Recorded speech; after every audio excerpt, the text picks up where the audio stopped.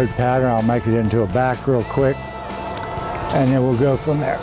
You know, I think I was one of the fortunate kids. I didn't have to really struggle around and try different things and flounder around to see how I was going to make a living. My father was a farrier blacksmith. Now, the reputation Danny has is just outstanding. I kind of researched it a little bit, talked to a couple farriers. And that's what, you know, really where I got my information. He's the best around. My father started this school in 1964. He retired and I took the school over. Well, you sign up for the 8 weeks. My wife and kids love that. We all sleep in the bunkhouse there. Sand cracks, there can be 1 or 2. Every morning, we start out in the class. Go in and have about an hour with Danny in the classroom learning about different things, horse-related, different illnesses they might have in their lower legs.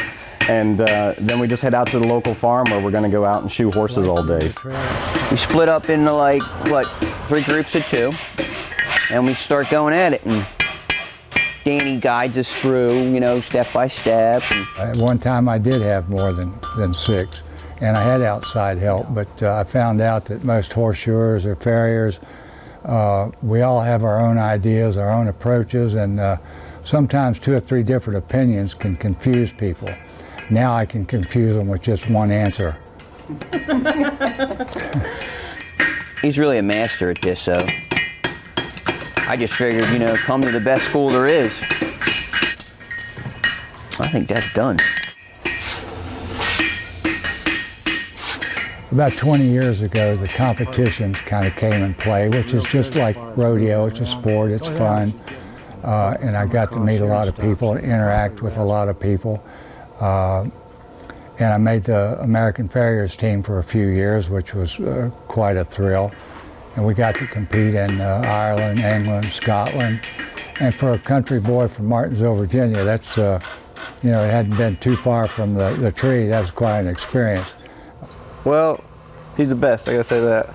He's in the Hall of Fame and everything. It's the International Hall of Fame for farriers. And I just got to be honest about this. When I got into it, they didn't have anybody else to pick from. It was one of those lucky years for me. I'm very new to horses. I've always loved them and have seen them and been around them from a farm standpoint. The knowledge that we're learning from Danny and all the years he's had working with horses is really what I'm taking away the most. I wish I had done this 20 years ago.